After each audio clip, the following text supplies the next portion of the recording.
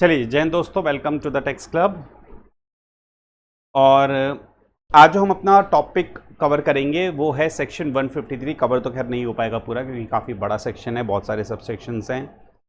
तो कुछ पार्ट इसका इस वीडियो में कवर करेंगे और बाकी के पार्ट इसके धीरे धीरे हम अगले वीडियोस में कवर करते चले जाएंगे। सेक्शन 153 का अगर बैकग्राउंड समझे तो ये सेक्शन क्यों बना, देखिए इस सेक्शन का बैकग्राउंड ये है कि वो ये कहता है कि मान लीजिए स्क्रूटनी असेसमेंट हुआ या बेस्ट जजमेंट असेसमेंट हुआ या फिर इनकम एस्केपिंग असेसमेंट हुआ या होना है, तो असेसिंग ऑफिसर या जो अथॉरिटी है जो ये ऑर्डर पास करना चाहती है, जो असेसमेंट करना चाहती है इन सेक्शंस के अंदर, उसके पास कितने टाइम है इस असेसमेंट को कंप्लीट करने का। ऐसा थोड़ा ना है कि 2-4-5 साल आप लेके बैठे रहो और कहो कि अभी हम इनका असेसमेंट कर रहे हैं, अभी हमें टाइम लगेगा 4 साल 5 साल बाद, ऐसा नहीं होगा ना। आपके पास असेसिंग ऑफिसर के पास एक पर्टिकुलर टाइम लिमिट है, उस टाइम लिमिट के अंदर उसको असेसमेंट कंप्लीट करना पड़ेगा। ठीक बात है। अब अगर हम चलें सेक्शन 153 के सब सेक्शन 1 के अंदर, section 153 sub section 1 order of assessment under section 143 या 144, स्क्रूटनी असेसमेंट का केस या बेस्ट जजमेंट असेसमेंट का केस। अब ये सेक्शन कहता है 153(1) कहता है कि अगर आपका 143 या 144 में असेसमेंट कंप्लीट करना है, असेसमेंट का ऑर्डर पास करना है, तो क्या टाइम लिमिट होगी। तो हमारे लिए रेलेवेंट कब क्या है, ये पीरियड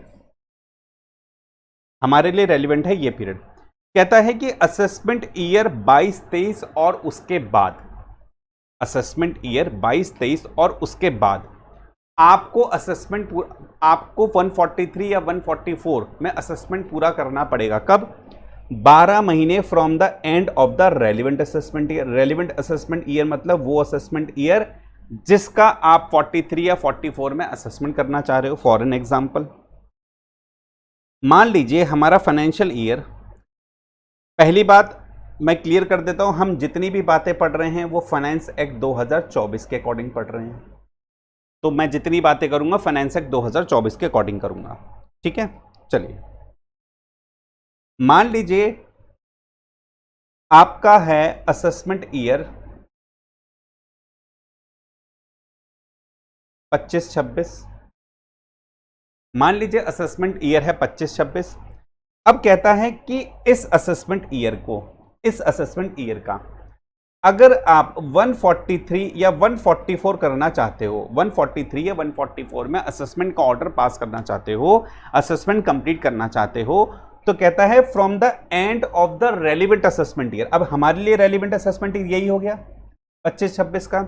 इसके एंड में आ जाओ, 31 मार्च 2026 इसका एंड हो गया, 31 मार्च 2026। उसके 12 महीने, 31 मार्च 2027। इसका मतलब ये हो गया कि असेसिंग ऑफिसर को अगर सेक्शन 143 या 144 का असेसमेंट कंप्लीट करना है तो उसको रेलेवेंट असेसमेंट ईयर के एंड होने के 12 महीने के अंदर अंदर ये असेसमेंट कंप्लीट करना पड़ेगा। अगर हमारा असेसमेंट ईयर 2024-2025 होता तो, और इसमें हम 144 का असेसमेंट कंप्लीट करने का टाइम लिमिट क्या होगी, एंड में आ जाओ, 31 मार्च 2025 से 12 महीने 31 मार्च 2026। ठीक है, 31 मार्च 2026 तक आपको 143 या 144 का असेसमेंट कंप्लीट करना पड़ेगा। ठीक है, बड़ी सिंपल सी बात है। अब लेकिन इसमें एक इशू भी है। क्या इशू है वो देख लेते हैं। मान लीजिए अभी हम ये ऊपर वाला एग्जांपल ही लेते हैं। मान लीजिए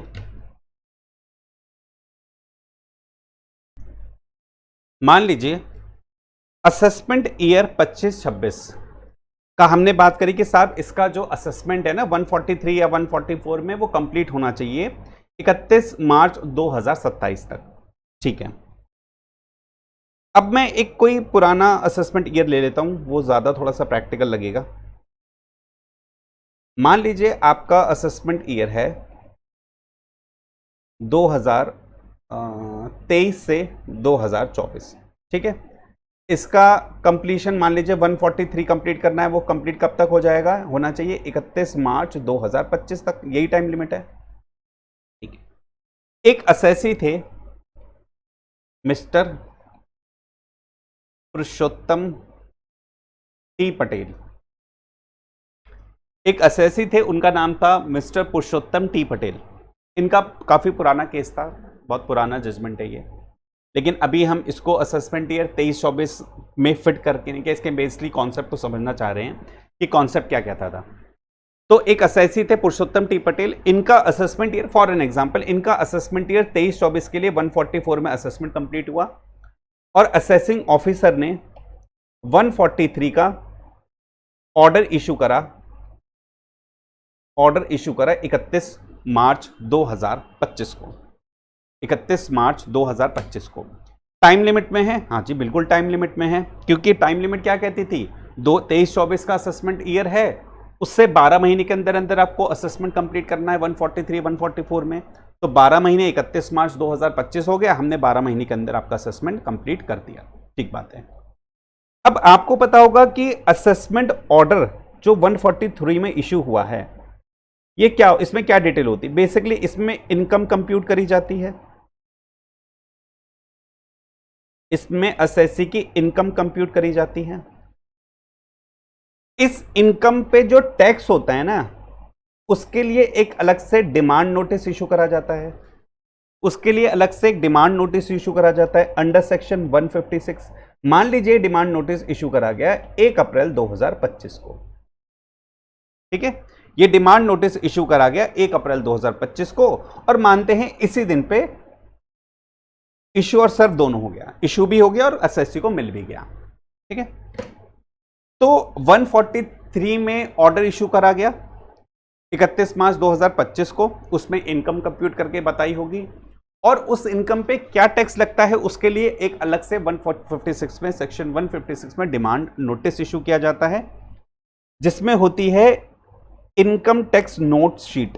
पूरी इनकम टैक्स की जो कैलकुलेशन होती है वो बाकायदा इसमें होती है, ताकि एसएससी भी समझ जाए भैया किस तरह से आप पे टैक्स लगाया गया। अब प्रॉब्लम यहां पर देखिए क्या फंसी, असेसिंग ऑफिसर ने कहा कि भैया देखिए 31 मार्च को हमने आपका असेसमेंट पूरा कर दिया 143 में, और आपको 156 में डिमांड नोटिस भेज दिया।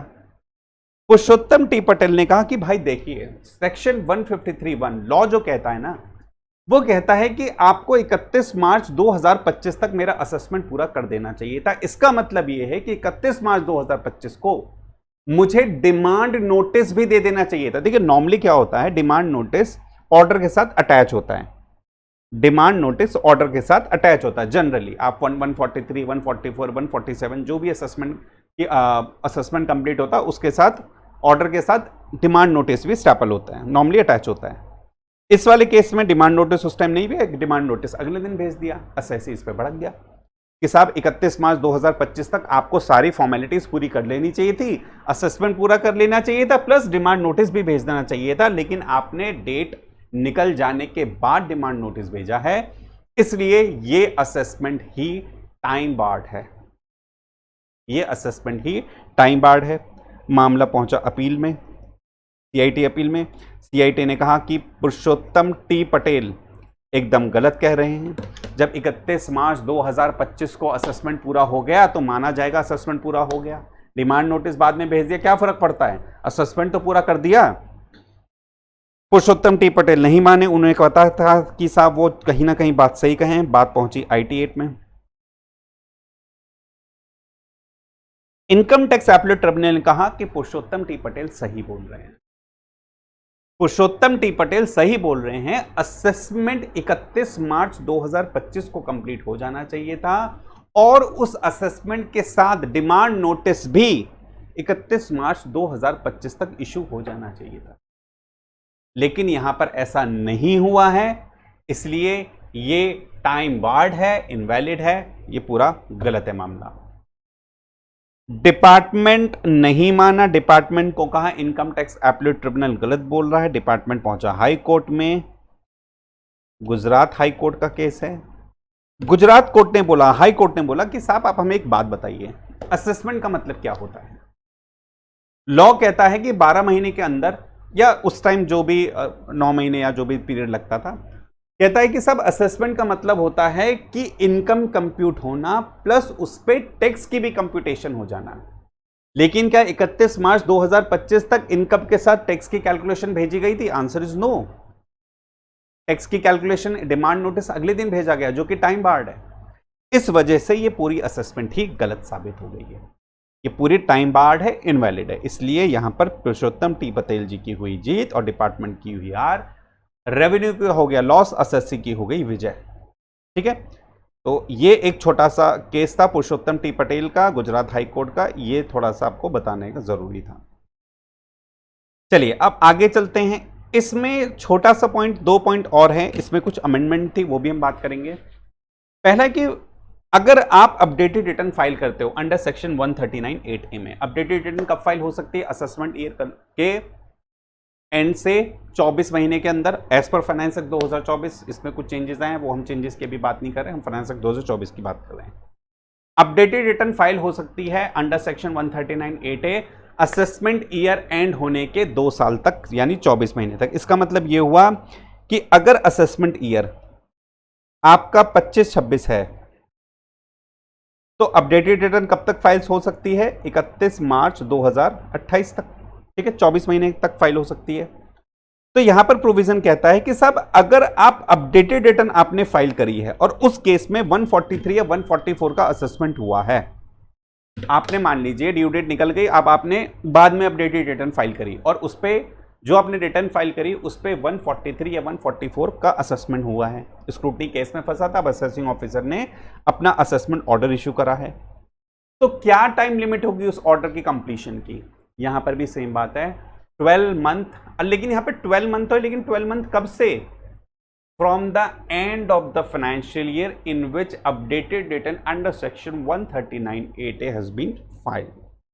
Where an updated return under section 139(8)A is furnished, an order of assessment under section 143 and 144 may be made at any time before the expiry of 12 months from the end of the financial year in which such return was furnished. इसका मतलब ये हुआ कि अगर मैं यहां पर ये बात बोलूं कि मान लीजिए आपका असेसमेंट ईयर 24-25 था, इसके हमारी अपडेटेड रिटर्न फाइल हो सकती थी 31 मार्च 2027 तक। 31 मार्च 2027 तक मान लीजिए मेरी रिटर्न फाइल हुई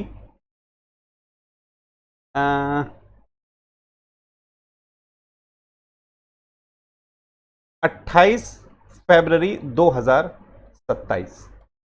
ठीक है, अपडेटेड रिटर्न फाइल कर सकता था मैं 31 मार्च 2027 तक, मैंने रिटर्न फाइल करी 28 मार्च 2027, 1 महीना पहले।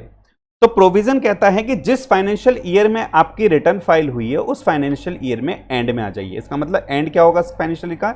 31 मार्च 2027 और इसके 12 महीने, तो यानी 31 मार्च 2028 तक आपको 143 या 144 का असेसमेंट कंप्लीट करना पड़ेगा। ठीक है,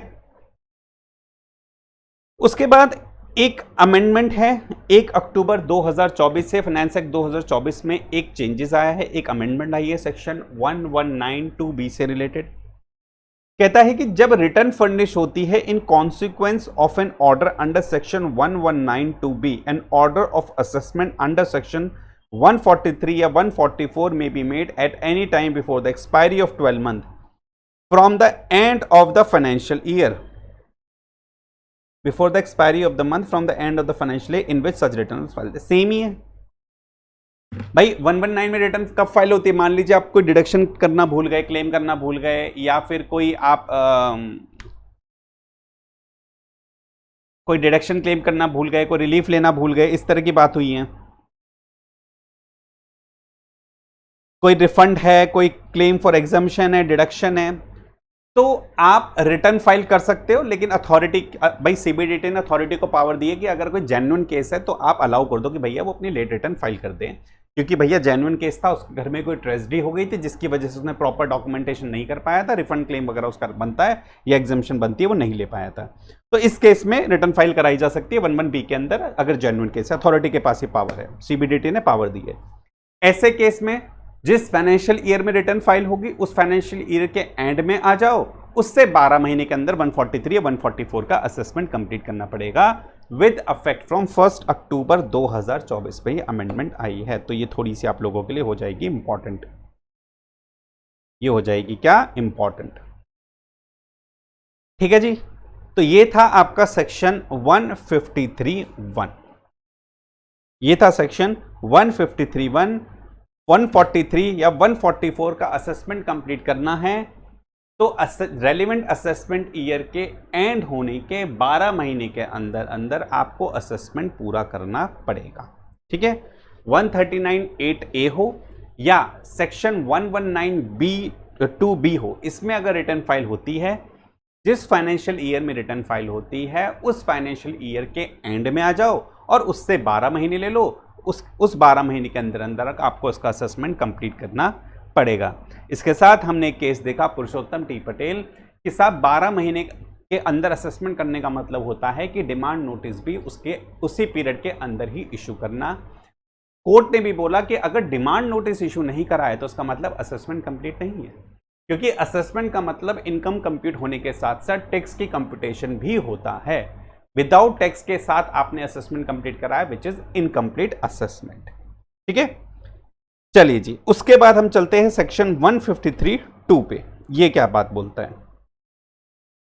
अभी तक हमने पढ़ा भाई 143 या 144 की बात पढ़ी, हमने पढ़ा ऊपर 143 या 144 की बात। अब हम चलते हैं income escaping assessment, order of assessment, reassessment या रिकम्प्यूटेशन। अगर आपको 147 में 147 का असेसमेंट कंप्लीट करना है, असेसिंग ऑफिसर को अगर इनकम एस्केपिंग असेसमेंट कंप्लीट करना है तो क्या टाइम लिमिट है उसके पास 147 का असेसमेंट कंप्लीट करने का? अब हमें पता है कि सब 147 का असेसमेंट कंप्लीट किया जाता है, उससे पहले 148 का नोटिस सर्व करते हैं। 148(a) में शो कॉज नोटिस इशू किया जाता है, उसके बाद 148 में नोटिस इशू किया जाता है, उसके बाद ही 147 में आप असेसमेंट कंप्लीट कर सकते हैं। और नोटिस इशू करने की जो टाइम लिमिट है वो हमने सेक्शन 149 में पढ़ी थी, और 149 कहां पर नहीं लगता वो हमने सेक्शन 150 में पढ़ा था। तो हमने सारी बातें ये पढ़ी थी। ठीक है, पुराने वीडियोस में मैंने सब डिस्कशन करा है, आप ये जाके रेफर कर सकते हो।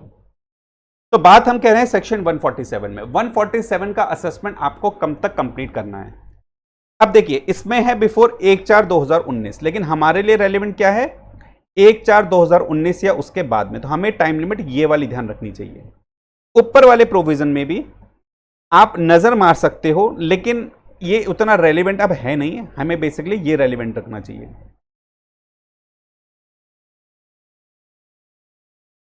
फिर भी ये देख लेते हैं कि साहब अगर 148 का नोटिस 1/4/2019 से पहले इशू हुआ है, इसका मतलब ये हुआ 1/4/2019 को अमेंडमेंट आई होगी कि 1/4/2019 या उसके बाद में 148 का नोटिस इशू हुआ है। क्यों नोटिस इशू करा है? क्योंकि 147 की असेसमेंट करनी है।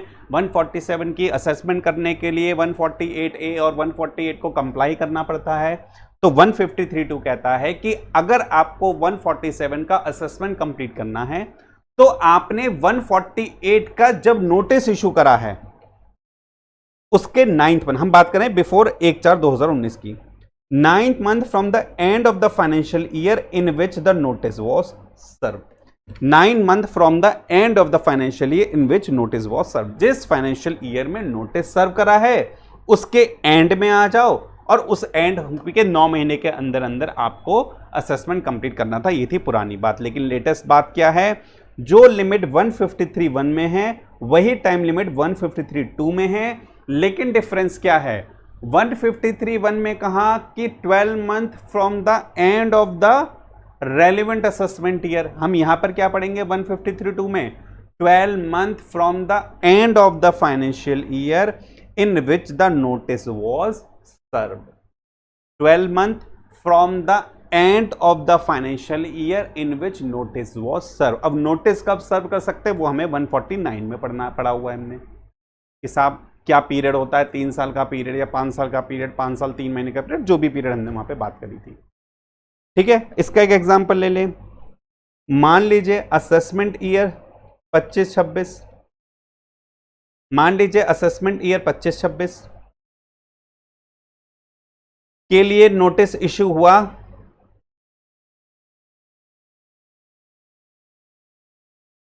के लिए नोटिस इशू हुआ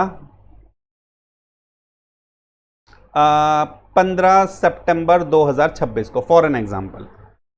तो मैं कह रहा हूं असेसमेंट आपको कब तक कंप्लीट करना है, जिस फाइनेंशियल ईयर में, मतलब इसके एंड में आ जाओ। इसका एंड क्या है, 31 मार्च 2027। भाई 15 सितंबर 2026 को नोटिस इशू हुआ है, जिस फाइनेंशियल ईयर में नोटिस इशू करा है उसके एंड में आ जाओ। 31 मार्च 2027 से 12 महीने ले लो, 31 मार्च 2028, यानी 25-26 असेसमेंट के लिए जब नोटिस इशू करा है, नोटिस इशू करने के फाइनेंशियल ईयर के एंड में आ जाओ और उसके 12 महीने के अंदर अंदर आपको क्या करना पड़ेगा, 147 का असेसमेंट पूरा करना पड़ेगा। 147 का आपको असेसमेंट पूरा करना पड़ेगा। अब यहां पर एक बात है इंपॉर्टेंट, यहां पर बात है 12 मंथ या 9 month from the end of the financial in which the notice was issued या नोटिस वॉज सर्व्ड। यहां पे लिखा है notice was served, notice was served. मान लीजिए नोटिस इशू हुआ, मान लेते हैं नोटिस इशू हुआ था हमारे वाले एग्जांपल में 30 मार्च 2026 को और नोटिस सर्व हुआ 1 अप्रैल 2026 को। नोटिस इशू हुआ था 30 मार्च 2026 को और नोटिस सर्व हुआ 1 अप्रैल 2026 को। 1 या 2 दिन के डिफरेंस की वजह से 12 महीने एक्स्ट्रा मिल जाएंगे डिपार्टमेंट को। Notice was served, notice was serve. Assessment का देखिए टाइम बढ़ाया है, हो सकता है नोटिस इशू हो गया हो लेकिन सर्व हुआ नहीं अगले 3 महीने 4 महीने तक। अब तो कह रहा है ऐसा पॉसिबल नहीं क्योंकि इतना फेसलेस एनवायरनमेंट आ गया है, सब मेल वेल पे चीजें होती है, पोर्टल में अवेलेबल होता है। लेकिन फिर भी कि भाई 2 महीने 1-1.5 महीने मान लीजिए डिपार्टमेंट के क्लर्क ने इशू ही नहीं करा नोटिस, 1-1.5-2 महीने बाद करा। अब प्रॉब्लम ये होगी अगर इशू से हम टाइम पीरियड लेते तो डिपार्टमेंट के पास असेसमेंट कंप्लीट करने का टाइम कम रहता। उन्होंने कहा जब एसएससी को मिल जाए, इसका मतलब ये हुआ कि अब मैं इस पीरियड को नहीं देखूंगा, मैं देखूंगा 1 अप्रैल 2026 का फाइनेंशियल ईयर कब होगा, 31 मार्च 2027 और इसके 12 महीने 31 मार्च 2028। ठीक है, तो नोटिस वॉज सर्व्ड, इशू की बात नहीं पे सर्व को देखना है हमें। ठीक है,